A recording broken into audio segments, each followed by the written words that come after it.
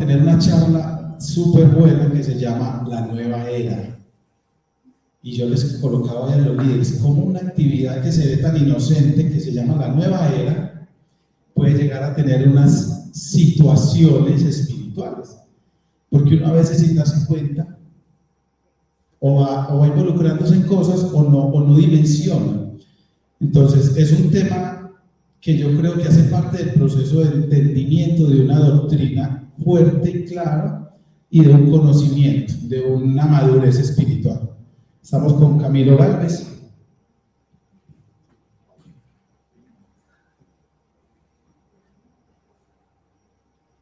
Ave María Purísima, sin pecado concebido. Ave María Purísima, sin pecado concebido, María Santísima.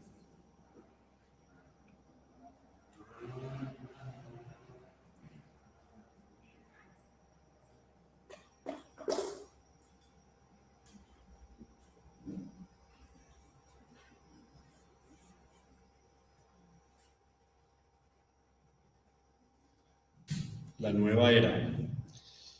Es complicadísimo este tema. Yo ya le dije, de entrada le dije a Aníbal que qué bueno que pudiéramos sacar otro espacio para hablar de la nueva era. Porque la nueva era tiene alrededor de 2000 años de historia. Y voy a tratar de resumir por lo menos la mitad, 1000 años de ciclos, en esta primera charla. No voy a hablar, y eso lo doy como precedente, no voy a hablar de la oferta de la nueva era. Yo quiero hacer una charla pedagógica de tal manera que cuando ustedes se encuentren con la nueva era, la identifiquen. Porque uno de los grandes problemas de la nueva era es no presentar una identidad definida. ¿Está bien? Uno de los primeros elementos contrarios a la doctrina de la Iglesia es que arrancan de nuestro Señor Jesucristo, arrancan de Dios el principio de identidad. Cada uno de nosotros tenemos un principio de identidad y es de los primeros encuentros que nosotros tenemos con la realidad en la formación normal. Niño empieza a tener uso de la razón, el principio de identidad lo diferencia del otro y le ayuda a reconocerse a sí mismo. Se identifica, la identidad me identifica. Ahora, la identidad debería identificar también a Dios. Claro, yo sé que es persona, que tiene unos atributos. ¿Cuáles son los atributos de Dios? Eso lo sabemos en el catecismo desde la primera comunión. ¿Cómo? Omnipresente, omnipotente y omnisciente. Y hay unos trascendentales también de Dios. ¿Cuáles son? Verum, bonum, pulcrum, unum. La belleza, la bondad, la unidad y la verdad. Todo eso identifica a Dios. Yo puedo distinguir a Dios de otras identidades. Entonces, una de las estrategias de la nueva era es no presentarse con una identidad definida. ¿Por qué? Porque así más fácilmente nos va a agarrar de sorpresa. Entonces, repito, lo que voy a tratar de dar aquí son unos principios fundamentales sobre la nueva era para que nosotros logremos identificar, discernir, identificar y señalar lo que es nueva era. Lo que es nueva era y lo que no es nueva era.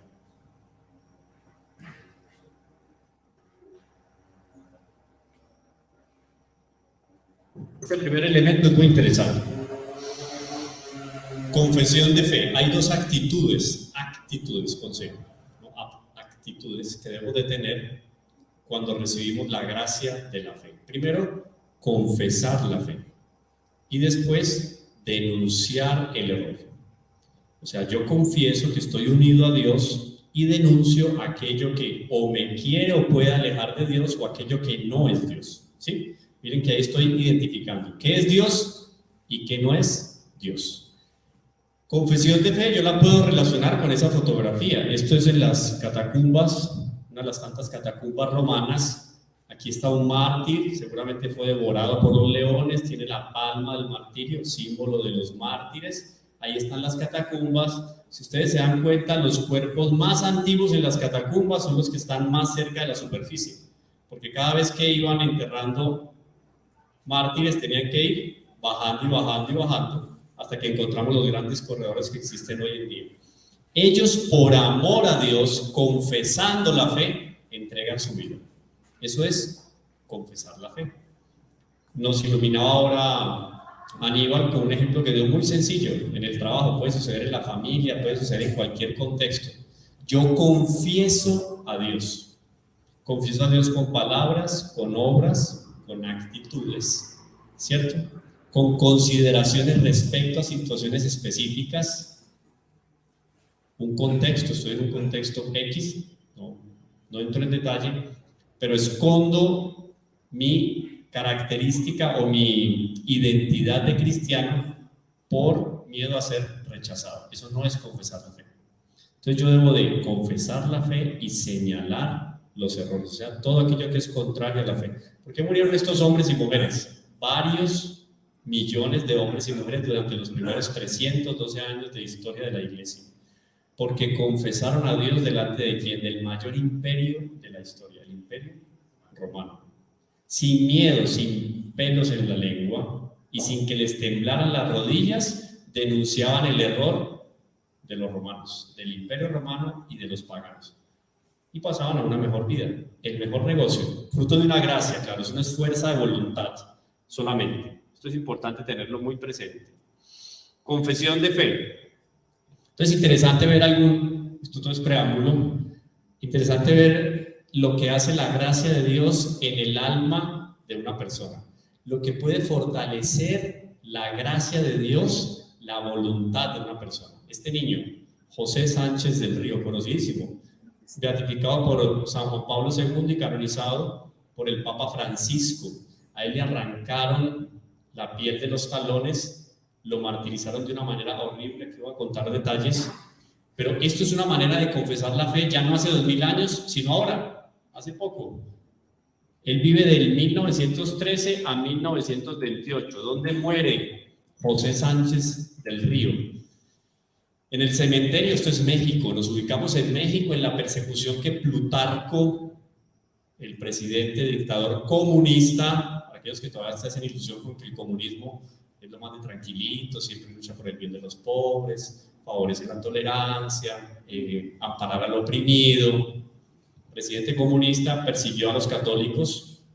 Quien era católico era más perseguido de lo que posiblemente eran perseguidos los cristianos en el Imperio Romano. En el cementerio, el jefe de los soldados ordenó apuñalarlo para que no se oyeran los disparos. A cada puñalada, San José Sánchez del Río gritaba: ¡Viva Cristo Rey! ¡Viva Santa María de Guadalupe! ¿Se imaginan el corazón del verdugo viendo que estaba arrancándole la vida a una criatura tan inocente, y el niño, con toda la valentía del caso, le gritaba en la cara, o sea, el mayor insulto, definiendo la identidad por el cual él entregaba su vida? Dios. ¡Viva Cristo Rey! ¡Viva Santa María de Guadalupe! Después el jefe le disparó 2 veces en la cabeza. El tipo no aguantó los gritos de José Sánchez del Río. Eran las 11:30 de la noche del 10 de febrero de 1928. Confesó la fe. Brutal. Delante de un machete, de un cuchillo, de un arma, de una ametralladora, el Padre Pío. Hay cantidad de... pero es otro Pío, no Padre Pío de Petrolcina, sino otro que muere. Hay cantidad de mártires que mueren aquí, después más adelante van a morir en la Guerra Civil Española, mueren gritando ¡Viva Cristo Rey! Eso es confesar la fe. Pero puede ser más difícil confesar la fe delante de la familia, de un amigo, de un profesor, del jefe, en un ambiente inclusive católico que ya ha sido envenenado por toda la herejía de la nueva era. Eso puede ser más duro, es tenaz, puede ser más duro que entregar la vida como le entregó José Sánchez del Río. Es vencer el respeto humano. Si yo voy a analizar lo que es un examen de conciencia, el examen de conciencia está catalogado también ahí, respeto humano. El no defender a Dios o no presentarse como católico por el miedo a qué dirá. Se necesita más valentía que la que tuvo, quizás en algunas circunstancias, de lo que tuvo José Sánchez del Río. Familias enteras fueron muertas en México por manos de ese régimen entre 1926 y 1929. Católicos torturados, fusilados o ahorcados durante el gobierno de Plutarco Elías Calles, quien promovió leyes anticlericales, de modo que por seguridad de los propios fieles, el culto público fue suspendido por los obispos de México. Dio libertad a los sacerdotes de seguir ejerciendo su ministerio bajo el propio riesgo de su propia vida. Y así, al ser sorprendidos, por eso hay historias de sacerdotes que se disfrazaban de mendigos, de mensajeros, de trabajadores, iban y celebraban la Eucaristía, administraban los sacramentos, todo bajo el sigilo y el secreto, Porque claro, cualquiera diría, pero les daba miedo mostrarse como católicos, no era mayor el bien que hacían, escondiendo su condición sacerdotal para poder llevar los sacramentos a aquellos que estaban necesitados. Al ser sorprendidos bajo consigna, varios de ellos, sin que mediara un juicio justo, fueron llevados al paredón dando testimonio de su fe y aún perdonando a sus verdugos, como declararon algunos testigos. Eso es bonito, una prueba de amor al enemigo que le está arrancando la vida en el último momento de la existencia. Eso es el fruto de la gracia de Dios y eso solo sucede en la Iglesia Católica. No nos hagamos ilusiones que eso no existe en otro lado. Confesión de fe. Estos hombres y mujeres que murieron ahí, en ese escenario mexicano, que murieron en España, que murieron en la guerra carlista en el siglo XIX, que murieron a manos del régimen del terror en la Revolución Francesa, que murieron bajo la Revolución Bolchevique en Rusia, etcétera, etcétera, murieron confesando la fe, pero con el alma limpia e inmaculada con respecto a uno de los más grandes terrores espirituales de los últimos tiempos, la nueva era. Esto no es simplemente comprar una velita, escuchar una música, hacer unos ejercicios de yoga para estirar no sé qué huesos por allá de la espalda, o qué dedo que tienen calambrado no sé dónde. Esto va muchísimo más allá. Por eso, el hecho de yo presentarme firme delante de una herejía como es esta, porque no es una religión, no es una secta, quizá un estilo de vida, una filosofía tal vez, pero como no tiene una estructura, y herejía, porque ¿qué podemos señalar? Hay tanto para señalar que es casi que el mal estructurado en cuanto a estilo de vida. Es muy difícil luchar contra esto y es muy difícil mantenerse firme en medio de toda la oferta que trae consigo la nueva era. Entonces por eso es bueno identificarla y denunciarla, porque así como cuando yo denuncio un pecado que traigo conmigo o un vicio, ya tengo más del 50% ganado al demonio. De la misma manera yo debo denunciar aquellos males que se están moviendo en la sociedad. Y no crean que esto se mueve en medio del que es más frío, más alejado de la iglesia. Ahorita les voy a mostrar que no. Curitas y religiosos con sotana haciéndole fiesta a la nueva era en monasterios de contemplación. Eso lo vamos a ver ahorita. Entonces, peligros de la nueva era. Esto no es según Camilo Gálvez, ni según, no sé, cualquier conferencista por ahí de moda. No, es según la Iglesia Católica. Yo después les voy a mandar los documentos de referencia y unos links con los cuales pueden entrar a ver videos, a leer libros, artículos con respecto a esta temática. Maravilloso. ¿Quién no se sueña unas vacas en una playa de estas? Y en una posición de esas que la verdad, bueno, no es que sea muy cómoda. Se quejan de que en la iglesia se reza durante 20 minutos y se repite el Ave María como un papagayo. Y van allá y se quedan delante de semejante paraíso y cierran los ojos y empiezan a... Hasta 3 días, oído, 3 días, sin comer ni dormir, pronunciando el mismo mantra, para después quejarse por 20 minutos de oración delante del Santísimo Sacramento, delante de una imagen de Nuestra Señora. Es que en la iglesia yo no encontré la felicidad estaba ahí. Y ahorita vamos a verlas, hay algunas aberraciones que no las voy a contar todas porque veo que no todos estamos en la edad. Unas aberraciones asociadas a todo esto de la nueva era, no crean que es gratuito, ¿no? Fornicación ritual. Ahora les cuento un poco más sobre eso. Bueno, parecería interesante, el paisaje bonito, ella se ve como muy sana, no de comer sino lechugas y leche, yo creo que no. En fin, pero esto se asocia un brado revolucionario que ha recorrido varios siglos. Lo vamos a ubicar en el primero. Cristo sí, iglesia no. Protagonista de ese brado o de ese grito revolucionario, Martín Lutero. Por eso las corrientes teológicas, historia de la iglesia, cuando la historia de la iglesia en un sentido más ortodoxo y recto analiza el trabajo que hizo Martín Lutero, no lo llama de reforma protestante, porque la reforma supone que algo va a pasar a un mejor estado del que está. Si yo voy a reformar este salón y contrato una empresa de domótica, si la voy a reformar, esto me va a quedar mejor o no. Pues confío en que sí, ¿no? voy a reformarla. Por eso la reforma protestante debe ser llamada de una manera más acertada como revolución protestante. Ese fue el grito de Lutero. Cristo sí, iglesia no. Entonces se empieza a desdorar el mensaje de salvación. Y curiosamente, cuando uno va y estudia la historia del protestantismo, la doctrina del protestantismo, vemos que esa doctrina se va alejando de la doctrina cristiana y se va acercando a lo que es el cerne, la esencia de la nueva era, al gnosticismo y al pelagianismo. Más adelante les voy a contar. Entonces, primer grito, Cristo sí, iglesia no. Después aparece el segundo grito, Dios sí, Cristo no. Revolución Francesa. Unos cuantos siglos después, finales del siglo XVIII, inicios del siglo XIX, la Revolución Francesa da ese brado, Dios sí, Cristo no. Los deístas, ellos creen en algo, hay algo superior, deístas, pero no es el Dios con la identidad con la cual nosotros lo identificamos y que es fruto de ¿qué? De la Sagrada Escritura, del magisterio y de la tradición, o sea, de la revelación para nosotros los católicos. Dios sí, Cristo no. Entonces, ahí sí que menos la iglesia. Menos, mucho menos la iglesia.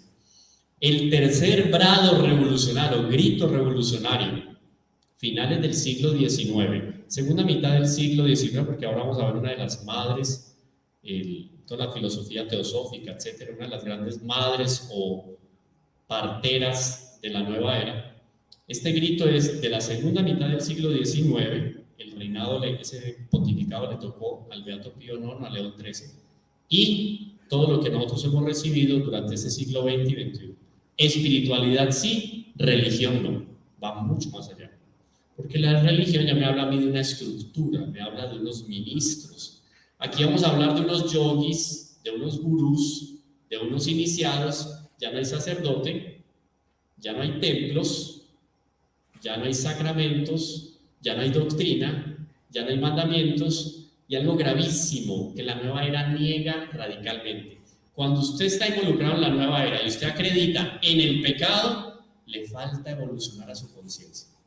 Porque quien es iniciado en la nueva era, se ha sumergido en los secretos de la nueva era, ahora voy a decir por qué secretos, se ha sumergido en la doctrina de la nueva era, en las enseñanzas de la nueva era, su conciencia está tan elevada y tan purificada que usted no puede juzgar al otro, ni se puede juzgar a sí mismo, o ni siquiera las acciones.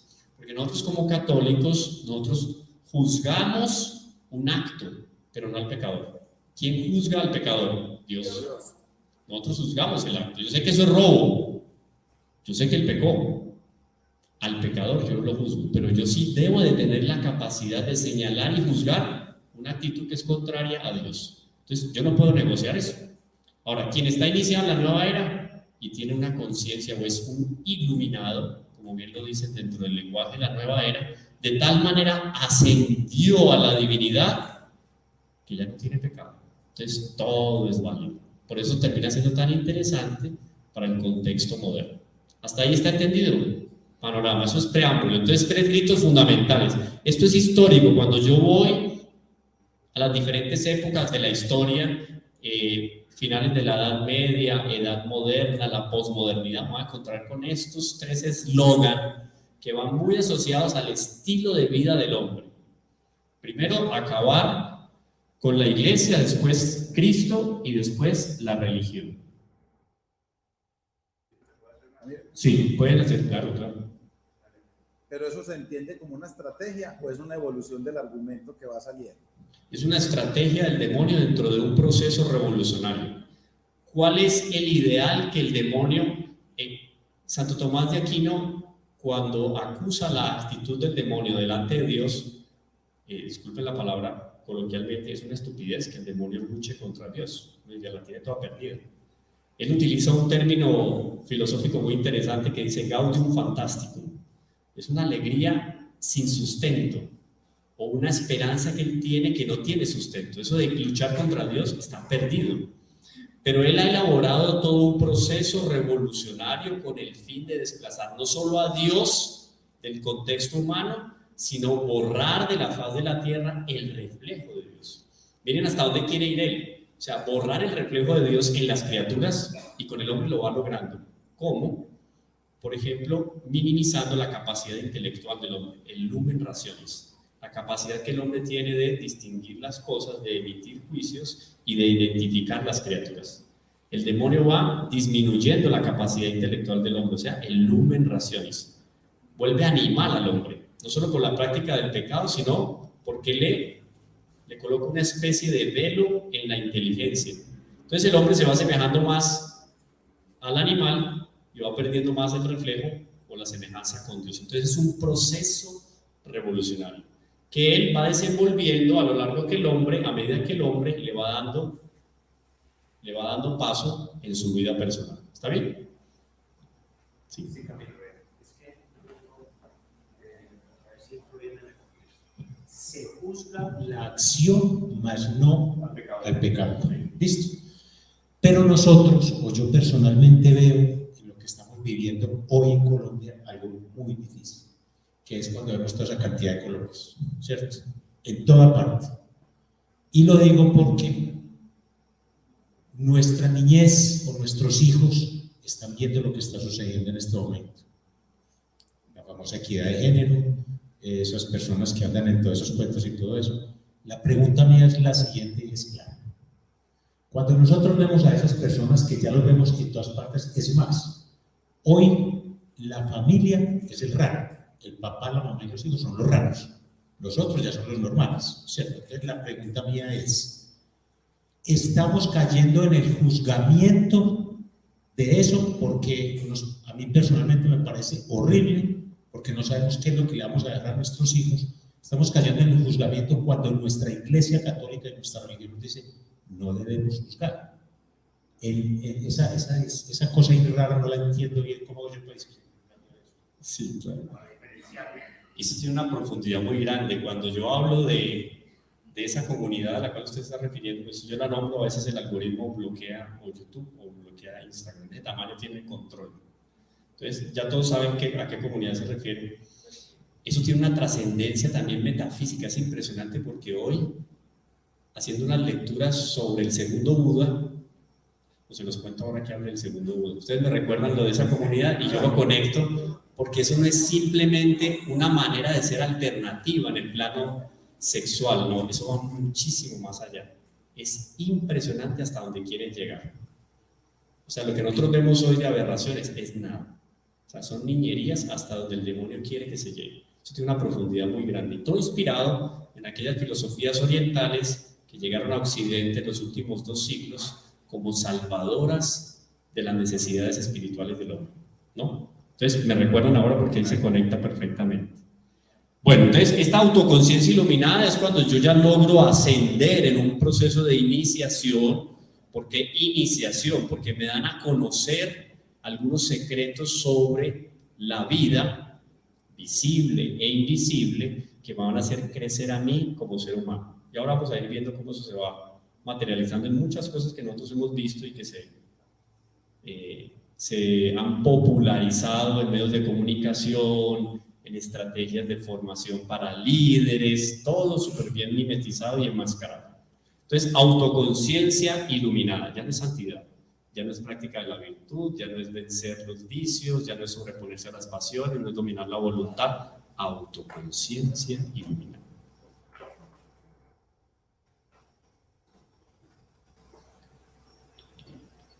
Este es el segundo Buda, tipo pésimo, o sea, del corazón de ese hombre se disputaban en el primer lugar todos los vicios. Hay un lugar en la India que uno visita cuando va a hacer un tour budista y se encuentra con un lugar donde vivió este personaje llamado el segundo Buda. Ubíquense ustedes más o menos en el siglo V antes de Cristo. Y hay una piedra en el piso con un hueco, con un hundido, con una... ¿sí? Ahí en ese lugar él mató a una de sus esposas, porque tuvo varias decenas de esposas. Es más, recibía a sus discípulos como tributo esposas, porque lo que les decía ahora, la fornicación es ritual, y la fornicación y el utilitarismo o utilizar a la mujer como medio para alcanzar la iluminación. El que es yoga, el que es yogi, lo tiene bien claro en su cabeza, utiliza a la mujer como camino, el abuso de la mujer como camino a la purificación espiritual y a la iniciación y a la iluminación. El hombre mató a pisotones a su esposa. Entonces, tiene un hundido en la piedra, y ese es un lugar de peregrinación para los budistas, donde el tipo asesinó a su esposa. Bueno, y otra serie de asesinatos que el hombre cometió, quemó una aldea porque no hicieron caso de su predicación, mató a los sacerdotes que estaban ahí, mejor dicho, un tipo pésimo. Este es uno de los grandes hombres en el panorama del budismo. Y cuando yo me empiezo a introducir en la nueva era, todos los caminos me terminan conduciendo acá, a la adoración y veneración de este tipo de personajes. Pero así no nos lo presentan a nosotros. Nos lo presentan como una serie de terapias y de ejercicios para canalizar la energía, porque nosotros somos una especie de circuitos. Entonces, como la identidad ya no existe, Dios no es esto, no, Dios es todo, inclusive yo soy Dios.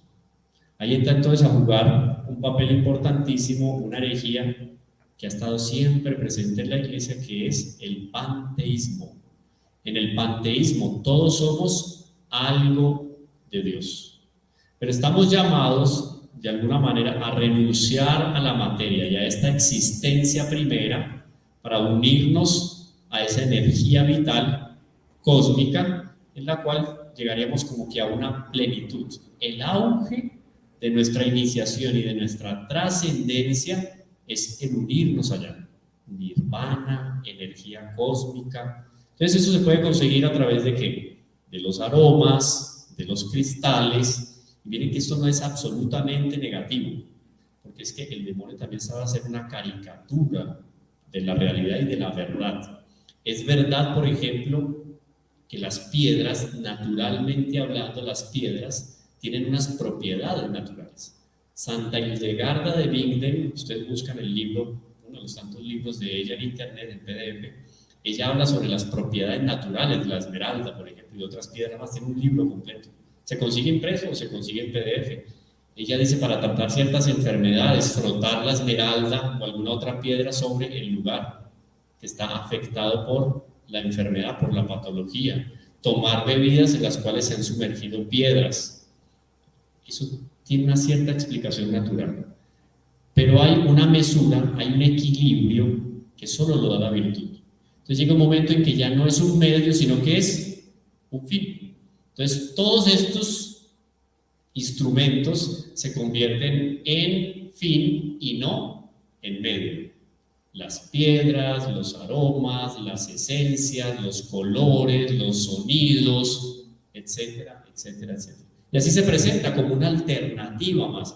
Es más, no tienes ningún problema. Tú vas a la iglesia, perteneces a un grupo, a un movimiento apostólico, lo que sea, puedes combinar este tipo de ejercicios de respiración, por ejemplo. Eso te va a ayudar más para que tu meditación sea mucho más profunda. Y después, no sé cuántas, después una danza, después una ropa, después un aroma, después otras cositas más que eso sí que lo elevan, y termina usted metido en los brazos de Buda, de no sé qué, yogi por ahí. Todo muy sutilmente. Ahora, ¿cómo nace? ¿Cómo nace? ¿Cómo se evidencia? Porque es una especie, yo les hablaba ya del gnosticismo. El gnosticismo aparece ya desde el primer siglo del cristianismo. Esos primeros versículos del Evangelio de Juan tienen una relación estrecha con la lucha que ya los apóstoles tenían con esa primera herejía, la herejía gnóstica. El prólogo de San Juan está escrito especialmente para dar en la cabeza a todos aquellos herejes cristianos ya. Están haciendo el cristianismo, no ha pasado ni un siglo y ya cayeron en herejía, la herejía gnóstica. Gnosis viene de entendimiento. Por eso es que el iniciado, el que se inicia en el gnosticismo, se le empiezan a revelar ciertos secretos. Cuando conoce todos esos secretos, los tiene acá, está iluminado y la salvación llegó a su vida. Entonces, una especie, el primer siglo era una especie de sincretismo entre lo que enseñaba el paganismo y la buena nueva que traía nuestro Señor. Por eso le tocó lidiar a nuestros primeros, a los padres apostólicos. Y eso fue mudando. Después, en el siglo XIII, aparecen los cátaros, que es un reencauche, una metamorfosis del gnosticismo contra esa herejía. Toma claro, como ya estaba siendo debilitada, cambia de fisionomía y se presenta de otra manera. Ahí el Espíritu Santo suscita un hombre que le da en la cabeza a esa herejía, Santo Domingo de Guzmán, con el rosario, siglo XIII. Y así sucesivamente va teniendo una metamorfosis, hasta que llega al siglo XIX. Ahora voy a dar los detalles. El comienzo del tercer milenio no solo llega 2000 años después del nacimiento de Cristo, sino también en una época en que los astrólogos creen que la era de Piscis, conocida para ellos como la era cristiana, claro, el pez es símbolo de nuestro Señor Jesucristo. Miren cómo todo está súper bien pensado. Si no estoy mal, son 2134 años o 2140. 2134 años que dura una era. O sea, estamos a punto de terminar la era de Piscis. Y la era de Piscis está relacionada con el cristianismo. O sea, le llegó el fin al cristianismo. Por eso, la nueva era. Esta reflexión, la que estamos haciendo, la referimos a la nueva era, que recibe su nombre de la inminente era astrológica de Acuario. Termina Piscis y llega a Acuario. La nueva era es uno de los muchos intentos de dar sentido en este momento histórico con que la cultura, especialmente la cultura occidental, se ve bombardeada. Claro, porque la oriental ya en el fondo ya se está asfixiando en lo que es la nueva era en el ser, budismo, hinduismo, bueno, todas las modalidades de budismo, porque no va a leer algo de budismo y encuentra, está la del Tíbet, está la de no sé qué otro lugar, está unas más radicales que otras.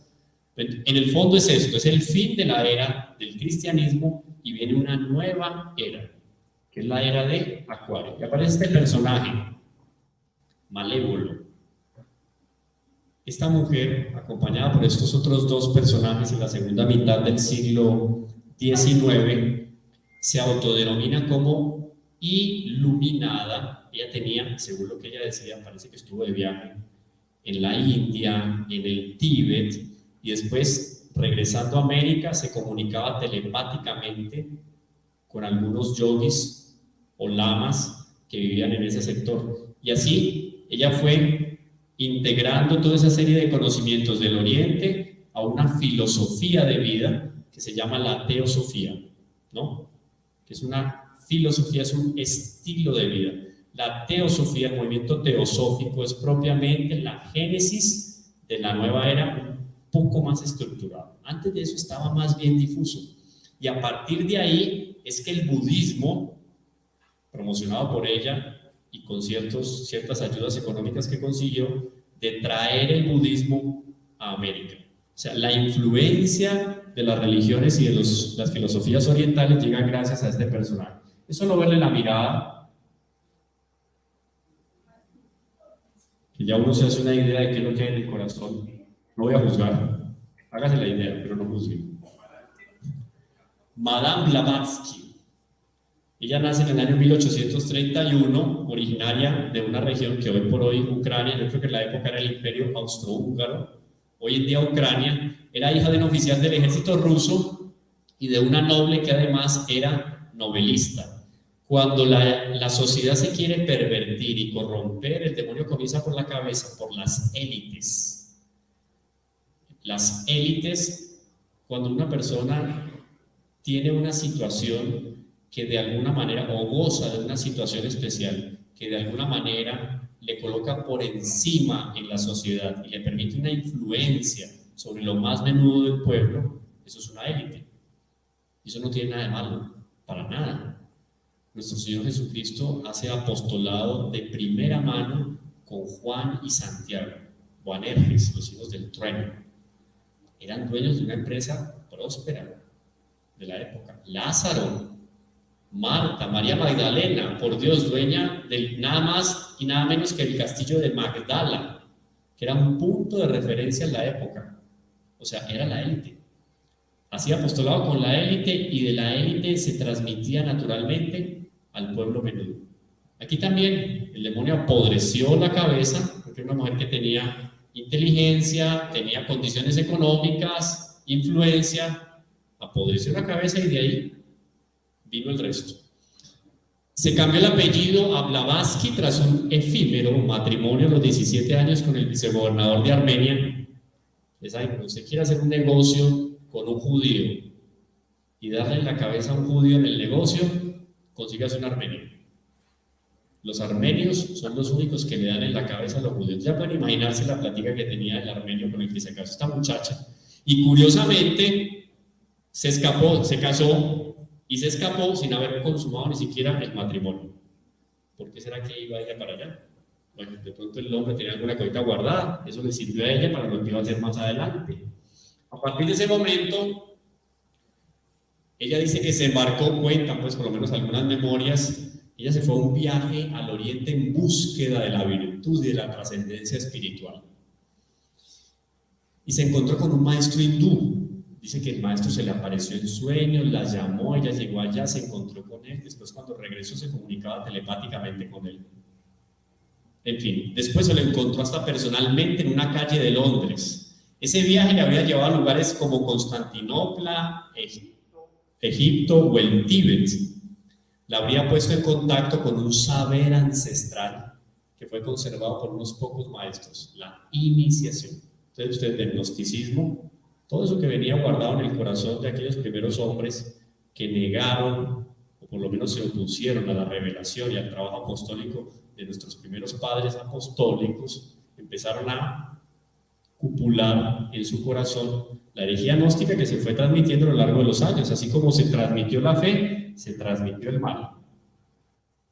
En el 75, segunda mitad del siglo XIX, tiene un compañero, ya no se casó, compañero militar, Henry Olcott, y siempre siguiendo aquellas instrucciones de los maestros por sueños o por telepatía o por encuentros misteriosos, ella supuestamente recibía telepáticamente por una comunión espiritual que hacía. Fundaron la Sociedad Teosófica.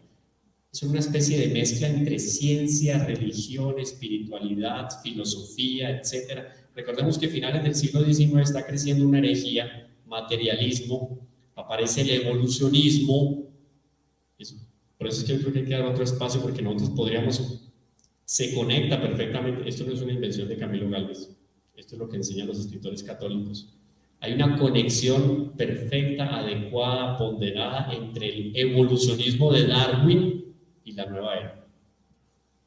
No ver hasta dónde, claro, porque como nosotros estamos evolucionando, tanto cuerpo como alma en el fondo terminan evolucionando de tal manera que pueden llegar a unirse a esa energía cósmica sin identidad. Bueno, un poco más detallado, pero a grandes rasgos es eso.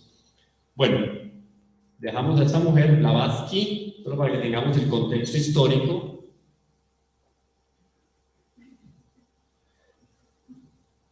Solo para que nos imaginemos el desastre. Esto es más o menos el camino intermedio entre un piadoso católico y un iniciado en las verdades o en las profundidades del budismo o de la nueva era. ¿Se imaginan el desastre de tener una persona de estas como líder en una sociedad? Reinando la naturaleza sin la gracia. ¿Usted sabe lo que significa eso? La naturaleza, como ellos niegan, obviamente en la nueva era se niega las consecuencias del pecado original. Si no hay pecado actual y personal, va a haber un pecado original de unos primeros padres que nos transmitieron a nosotros. Para ellos no existe eso. Por lo tanto, el pecado original tampoco manchó la naturaleza. Entonces, es una naturaleza sin gracia, sin la gracia de Dios. Es una razón sin la fe. Ahora que está de moda aquella película de Oppenheimer, no sé quiénes se la vieron. Eso es Oppenheimer. Razón sin fe. Un hombre con una capacidad de inteligencia impresionante. Convoca una serie de científicos, alrededor de unos 700 expertos, y construyen la primera bomba atómica. Eso, razón sin fe. Para dar un ejemplo, una libertad sin la autoridad. Y uno va viendo, esta es la mentalidad de muchos jóvenes hoy en día. Naturaleza sin gracia, razón sin fe, libertad sin autoridad, ideas sin verdad. Pues claro, si no hay pecado, no hay mal, no hay bien, todo es bueno. Y un bueno entre comillas, porque no es el bien auténtico, es un caos. Ese es el ideal de la nueva era. Miren esto: reinar la naturaleza sin la gracia, la razón sin la fe, la libertad sin la autoridad y las ideas sin la verdad. Cabe a nosotros entonces, en calidad de bautizados, denunciar el error, señalarlo, desenmascararlo. Es importantísimo, porque cada uno de nosotros tiene una obligación de ser vigías de la sana doctrina. Esto es muy importante, aún más estando en un movimiento como Emaús. Me trae a mí a consideración de que yo me encontré con la verdad, yo me encontré con Jesús, yo reconozco mis debilidades. Y dos elementos que retomo a nivel histórico: el Renacimiento y la Revolución Protestante han ido deformando ese configurado, más bien yo hubiera puesto, han desconfigurado el individuo occidental, agobiado por cargas externas, como la autoridad meramente extrínseca y la tradición. Entonces, para liberar al hombre moderno, recordemos que la modernidad comienza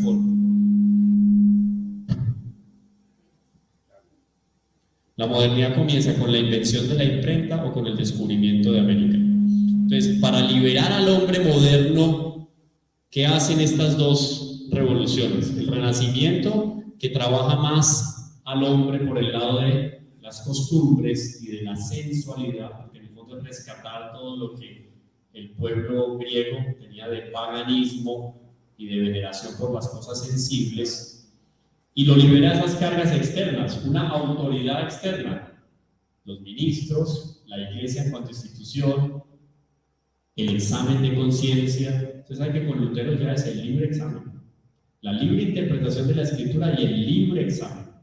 Peca como cerdo, que Cristo ya murió en la cruz, decía Lutero. Y quien lo dude, le mando el texto de la biografía en alemán de Martín Lutero, donde se escribe eso y otras cuantas abominaciones de parte de este personaje. Entonces preparan el terreno para la nueva era, desconfigurando al individuo occidental, de tal manera que hoy por hoy, después de 300 o 400 años de proceso de desconfiguración, el hombre es carnada o carne de cañón fácil. ¿Para qué? Para la nueva era. O sea, fuimos preparados a lo largo de generaciones para caer en las manos de la nueva era.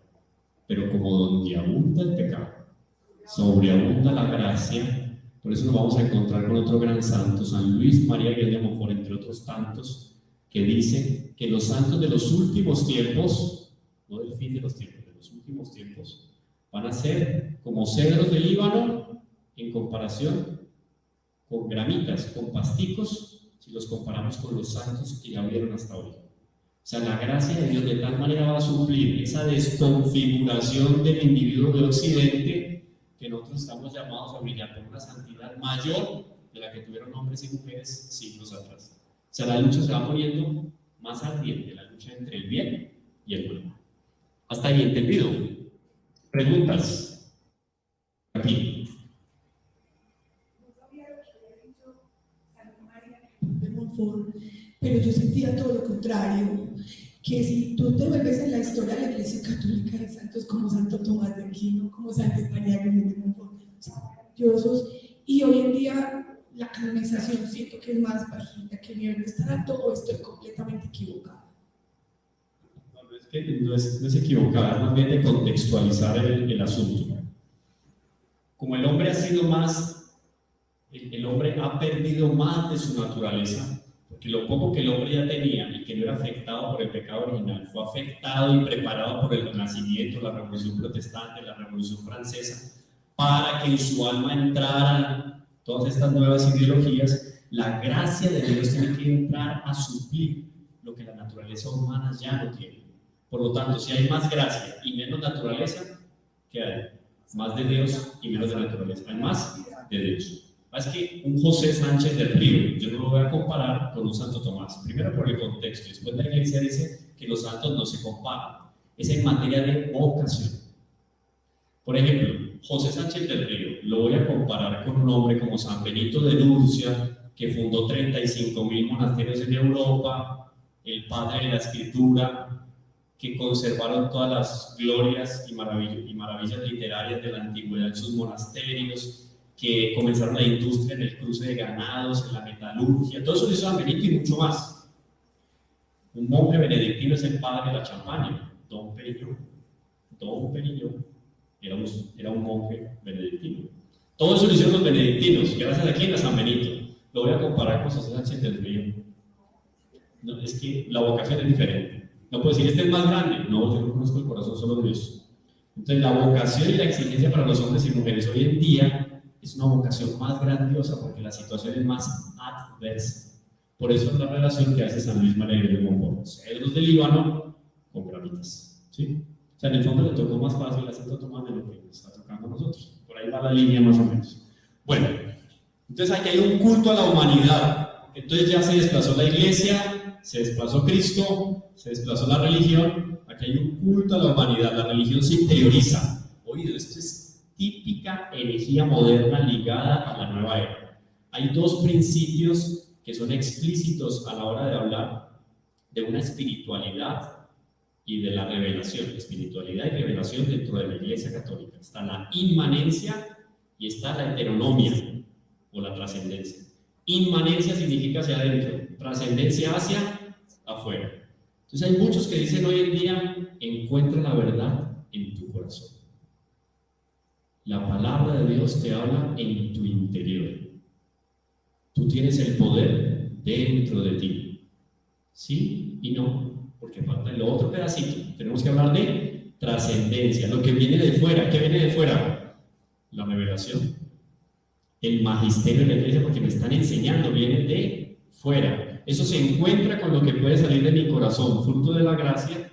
Nada hay dentro de mí mismo más íntimo que Dios. Es un principio que da San Agustín, el principio ad intime. Dios está dentro de mí más de lo que estoy yo mismo. Claro, porque Dios me sustenta en el ser. Entonces, dentro de mí, fruto de la gracia, puede venir una comprensión, por ejemplo, sobre una lección divina que hicimos al inicio, sobre la palabra de Dios, pero también en unos elementos de fuera, que es la revelación. Aquí se corta lo que viene de fuera, porque dentro de ti está toda la verdad. Tú tienes la verdad dentro de ti, porque como eres parte de Dios, eres Dios en el fondo. La realidad, la última realidad y la última verdad está dentro de ti. Esta fue tomada aquí enseguida.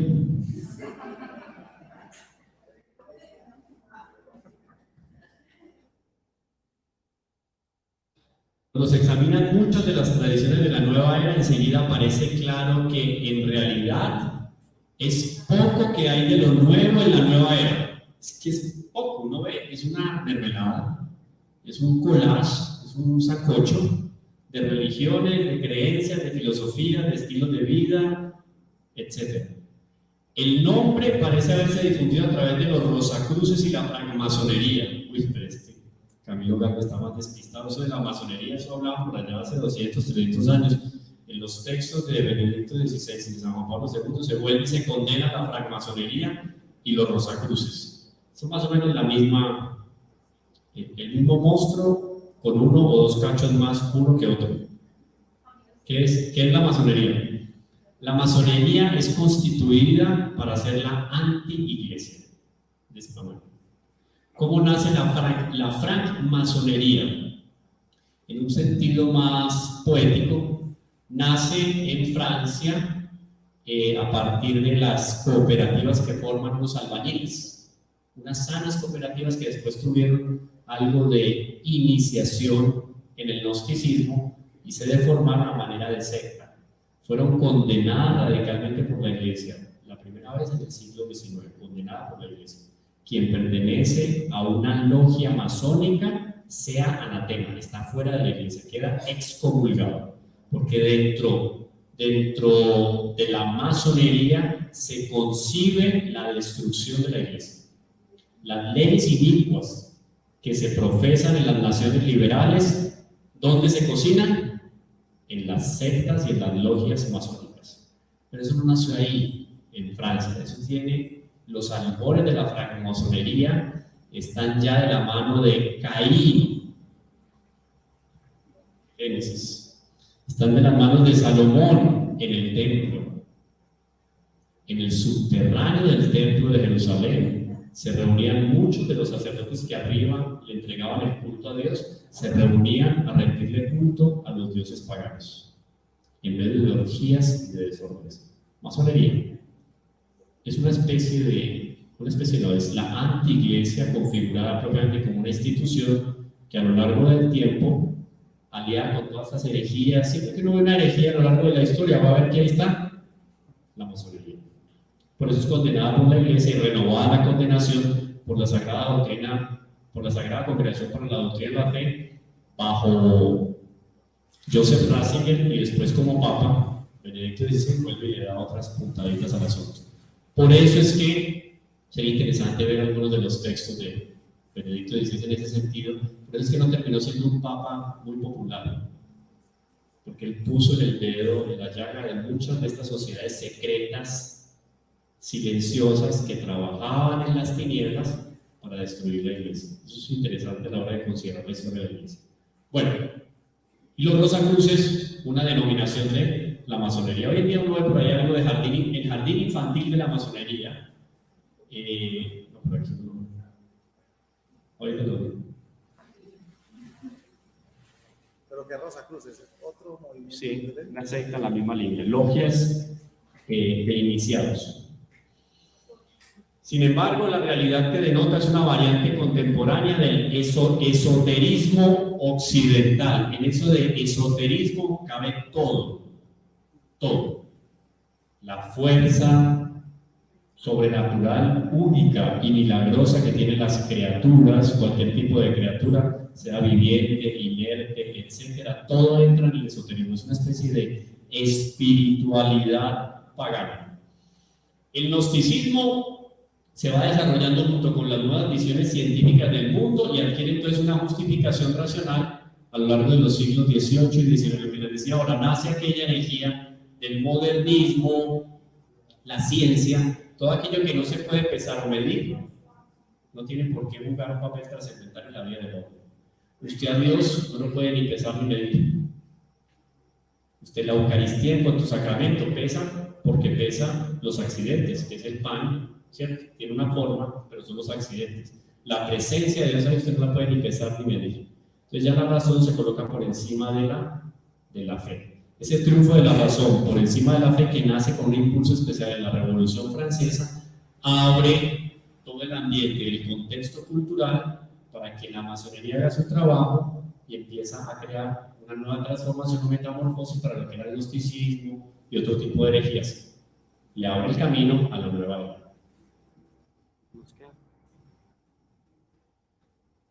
Uno de los objetivos de la nueva era implica un progresivo rechazo del Dios personal. Claro, si ya Cristo no, Dios sí, Cristo sí, Cristo no, perdón.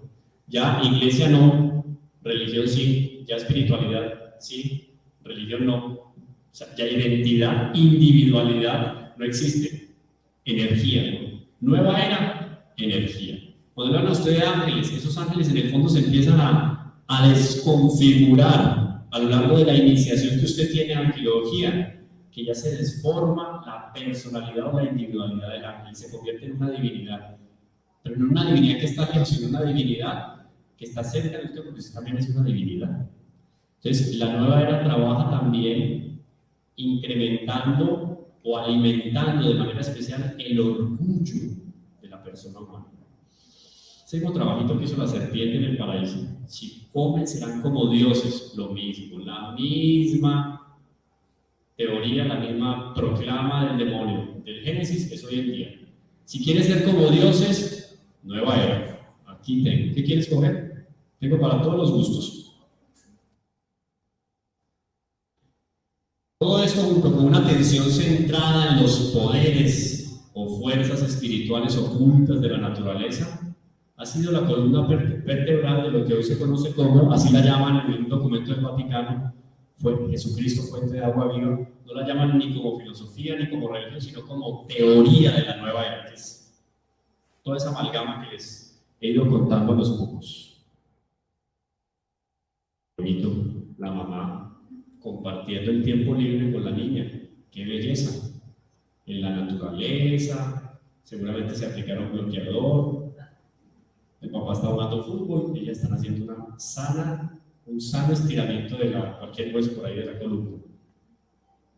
Así nos lo presentan de primera mano.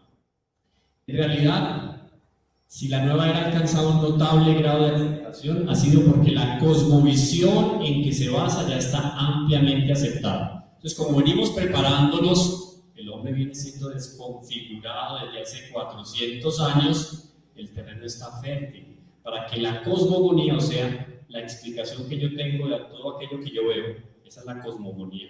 Cada pueblo normalmente tiene una cosmogonía que se asocia a una cultura. Los indígenas tienen una, los pueblos afros tienen otra, y si hablamos de religiones, cada religión tiene una cosmogonía. Entonces, todo se fue desconfigurando de tal manera que aquellos que terminan cayendo en las garras de la nueva era tienen afinidad en una misma cosmogonía, energías, fuerzas, espiritualidad, el poder de hacer milagros. Hay cursos para hacer milagros. Tiene un año y medio haciendo ya milagros. Eso sí, olvídese, característica de la nueva era. Eso no es como la Iglesia Católica. Las obras de caridad que se conocen no solo en Occidente, sino en Oriente, las grandes obras de caridad que se conocen a lo largo de la historia nacieron de la práctica de la caridad de hombres y mujeres virtuosos que trabajaban sin esperar nada a cambio. Caridad cristiana. Vaya, busque a alguien que sea promotor de la nueva era, que no le cobre a usted por un retiro espiritual de 3 o 4 días, menos de 500, 800, $1000. En la nueva era no hay nada gratis. Le dan un confitico así a usted al inicio y después, ¡tac!, tenga en el bolsillo. Porque claro, como está basado en el orgullo, en el goce, eso no se entrega gratis. Ni eso el demonio da gratis. Bueno, hay toda una cosmogonía que ya el hombre está haciendo, ya está preparado para recibir. Ahora, hay un pensamiento y una práctica de la nueva era. Claro, yo voy a actuar en función de lo que tengo en la cabeza. Si no piensas cómo vives, terminas viviendo como piensas. Entonces, si el pensamiento mío ya está totalmente corrupto a partir de una herejía, ¿cuál va a ser mi comportamiento? Herético. Entonces, como la cosmogonía, la explicación que yo tengo del universo y de lo que puede ser trascendente, así no sea Cristo, la explicación de esa cosmogonía ya está deformada, mi actuar también obviamente va a ser coincidente ¿con qué? Con aquello que tengo en mi gnosis, en mi pensamiento. Entonces, estos son elementos que van alimentando el comportamiento del hombre para desviarlo en función de lo que ha sido la tradición de la iglesia, la enseñanza de los padres de la iglesia, el ejemplo de hombres y mujeres virtuosas a lo largo de la historia. Aquí hay algo muy interesante. Aun cuando se pueda admitir que la religiosidad de la nueva era en cierto modo responde al legítimo anhelo espiritual de la naturaleza humana, claro, el hombre, por el hecho de ser hombre, tiene una necesidad de la religión, de lo espiritual. El hombre que no sacia su espíritu con algún tipo de doctrina, de espiritualidad, siente que va a desfallecer, no es capaz de seguir adelante, porque la naturaleza humana vive hambrienta ¿de qué? De algo trascendente. Y Dios colocó ese deseo en nuestro corazón, ¿para qué? Para que lo buscáramos a Él. Pero como la cosmogonía se desconfiguró y tengo todavía ese deseo de algo que sea espiritualidad, ¿a dónde se va el mundo moderno? A la nueva era, además que se acomoda a todo lo que puede uno querer. Es necesario reconocer que tales intentos, eso es interesante, se oponen a la revelación cristiana. Y ahora vamos a ver unos elementos, si es que nos da el tiempo. ¿Cuántos nos quedan? corriente. Pregunta. Una pregunta para también como contextualizando a las personas. Es que cada que se habla de nueva era siempre se piensa en yoga. Y el yoga lo ve como una actividad deportiva, entonces la gente, pero tampoco tan exagerado. Pero es que realmente detrás de la nueva era, digamos, el yoga puede ser algo, pero hay otra connotación diferente. Entonces es bueno como que nos quede claro eso, porque siempre sentimos que estamos atacando la clase de yoga y va más allá. Sí, sí, claro, sí. Obvio. Entonces yo no voy a poner no voy a señalar que aquí al lado ya hacen ritos satánicos, misas negras, adoran a Buda. No, el yoga es el dulcecito que usted da en el inicio. Pero después de que usted empieza a hacer yoga, sosténgase. Porque si no es en un año, es en 5, 10 o 15. Usted termina dándose en la cabeza y se aleja de Dios. Eso es matemático. O sea, eso no tiene... Usted muéstreme a alguien que haya hecho yoga por 20 años y haya sido canonizado. Muéstreme la espiritualidad de cualquier santo de la iglesia que haya practicado algún tipo de ejercicio físico, espiritual en la línea del yoga y se haya santificado. No existe. ¿Está bien? Entonces, hay que tener el contexto, porque entonces no todo el que esté haciendo hoy por hoy yoga en este momento ya se entregó a los brazos del demonio y ahora Satanás no. Tiene un matiz, pero es importante saber eso. Claro, hay un proverbio latino clarísimo que dice: Nemus humus fit repente. Nada de grandioso se hace de repente, ni una avalancha, ni nada por el estilo, ni una gran construcción, etc. Camilo, mira, yo tengo una pregunta y pues es un cuestionamiento que al venir aquí siempre ha tenido. Es claro que todo este tema de nueva era, y yo lo veo de esa manera, es la herejía tanto del cristianismo, del catolicismo, como la herejía de las otras religiones. ¿A qué voy? Religiones en el mundo existen bastantes: hinduismo, catolicismo, budismo, islamismo, que son y que tienen su esencia como religión. Esos herejes del budismo, como esa señora, trajeron a Occidente, que somos una sociedad sin identidad, este tipo de cosas, y nos las metieron derechito, ¿sí? Y se vinieron cuantos yogis a hacer yoga en Estados Unidos y lo volvieron de yuppies en Nueva York. O sea, se volvió moda y lo volvieron billete, ¿sí? Y lo volvieron billete. Y ahí es donde se tergiversa, digamos, que esa budista ruin, el que está allá arriba, y el que es budista o el hinduista, que es un hinduista, o al islamismo o al que fuese como religión. Yo lo que veo es que esta nueva era es como la herejía de todas las que son consolidadas. Estoy en un error, como para no desfigurar las otras religiones. Está interesante la pregunta, porque eso me da pie para esta primera parte. Yo no sé, yo le voy a proponer a Aníbal que hagamos una segunda parte, porque entonces si yo voy hasta el final me toca correr y perdemos muchas cositas. Y yo creo que daría perfectamente más. Aquí con lo que tengo da perfectamente para que hagamos la... Sí, vamos con una serie de preguntas. Sí, más bien terminemos con preguntas. Lisa, me parece muy interesante. ¿Tu nombre es? Andrés. Porque entonces, cuando ustedes vayan a ver la biografía, o bibliografía más bien, o las referencias que yo les voy a entregar, ustedes se van a dar cuenta que quien practica de una manera estricta, quien practica estrictamente el Islam y el budismo es Nueva Era.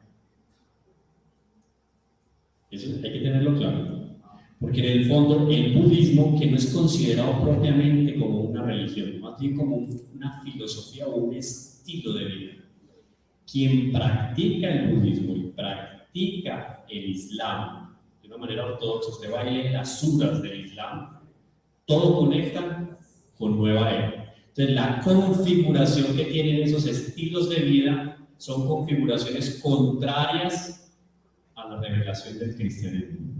Y eso es interesante, porque entonces eso me va a conectar a mí con los dos linajes a lo largo de la historia, ¿cierto? El bien y el mal. Por eso es que encaja también aquel que quiere entregarse a la nueva era y se encontró en el Tíbet wow, yo les voy a hablar más adelante de Dalai Lama, los monjes tibetanos, etcétera, para que veamos el asunto. Entonces se conecta perfectamente. O sea, parecería que el budismo en el siglo VI, con el primer Buda, antes de Cristo, fue configurado como una génesis de lo que hoy por hoy nos profesa la nueva era. Por eso entonces el yoga se vuelve tan paradigmático dentro de la nueva era. Porque, sí, o sea, hablar de iluminación y tal, y pasar por el yoga, me conecta, me ilumina y me hace trascender. ¿Está bien?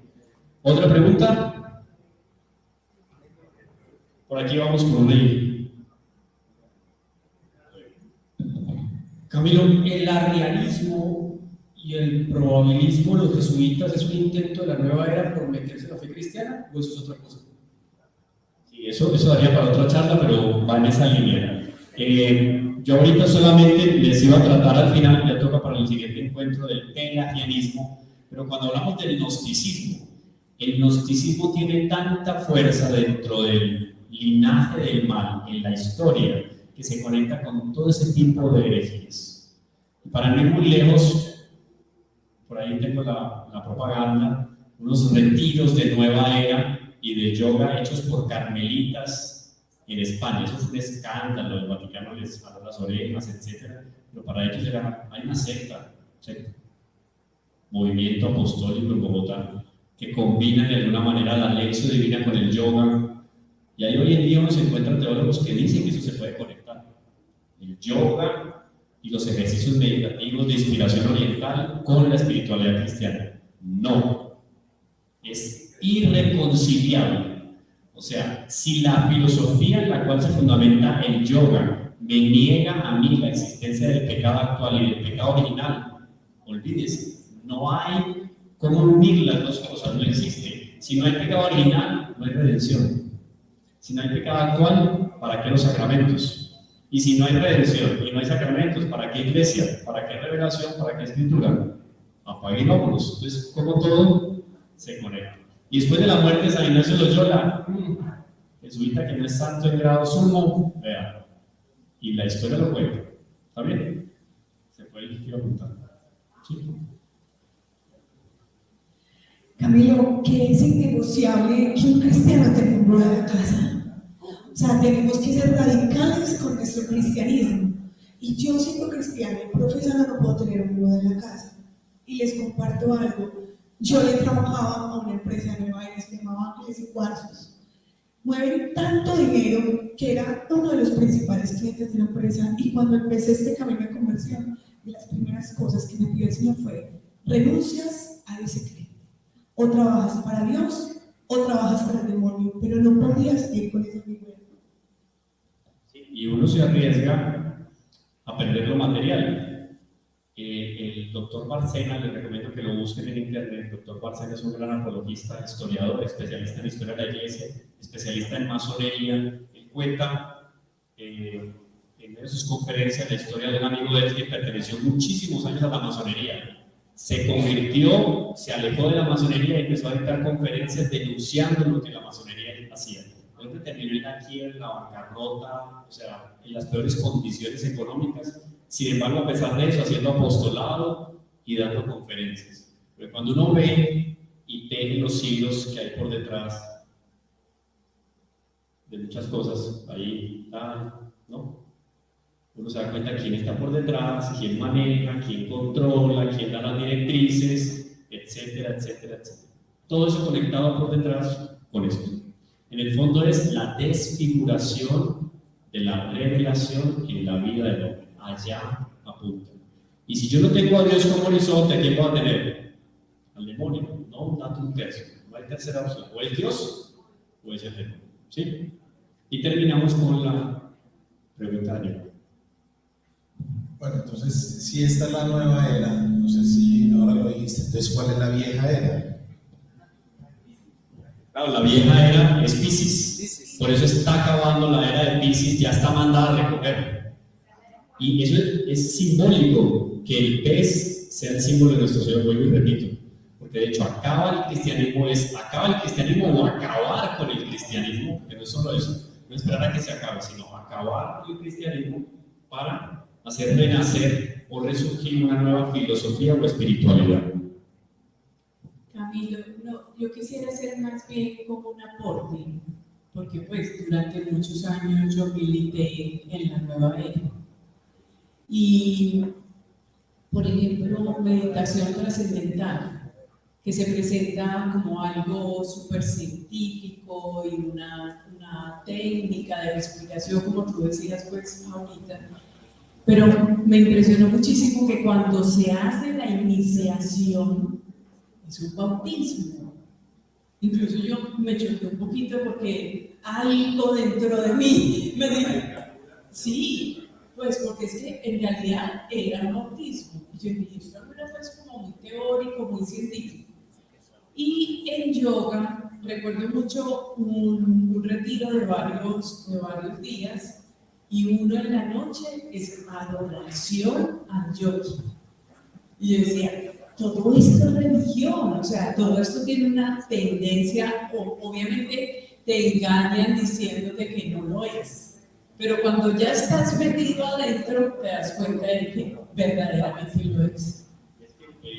El yogi termina siendo una divinidad. Incluso un escándalo famoso el año pasado con respecto a una secta de nueva era en Buenos Aires, en Argentina, que el yogi mandaba a prostituirse a sus alumnas.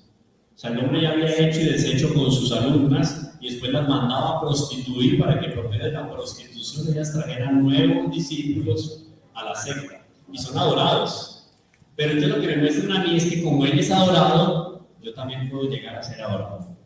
Entonces me inician en ese sentido de que yo pueda trascender, que no es iluminarse para allá, sino más bien oscurecerse, para convertirse en otro yo que termina siendo un punto de referencia para la secta o el grupo que está unido a la nueva era.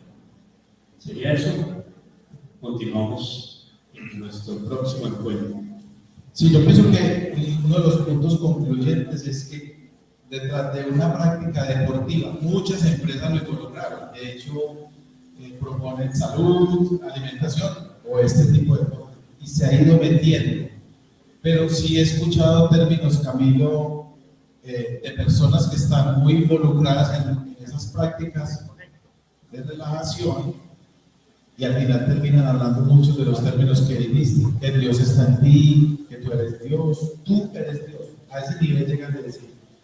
Y les quería compartir, hace 2 años estaba en Miami, en Orlando, y pasé por un lugar y yo conozco el símbolo de la masonería, triángulo con el ojo, y yo vi un salón enorme con una bandera alta y con este símbolo, y yo digo, entonces, luego pasé como un miércoles a las 7 de la noche y eso lleno de cámaras.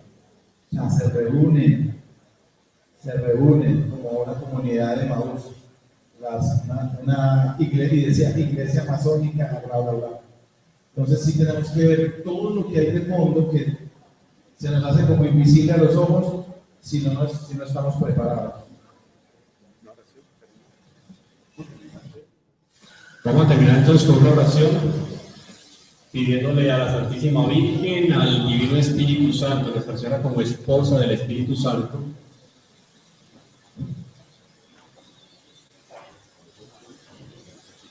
a la Santísima Virgen como esposa del Espíritu Santo, que nos proteja y nos libre de todo mal y peligro, especialmente a todas las acechanzas relacionadas con este mal terrible que aqueja a nuestros tiempos que estamos viviendo. Dios te salve María, llena eres de gracia, el Señor es contigo, bendita tú eres entre todas las mujeres y bendito es el fruto de tu vientre, Jesús.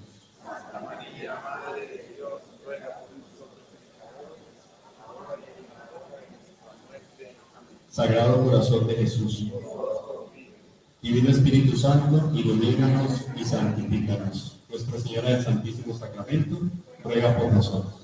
En nombre del Padre, del Hijo y del Espíritu Santo. Amén. Y ya continuamos cuando nuestro líder nos dé la...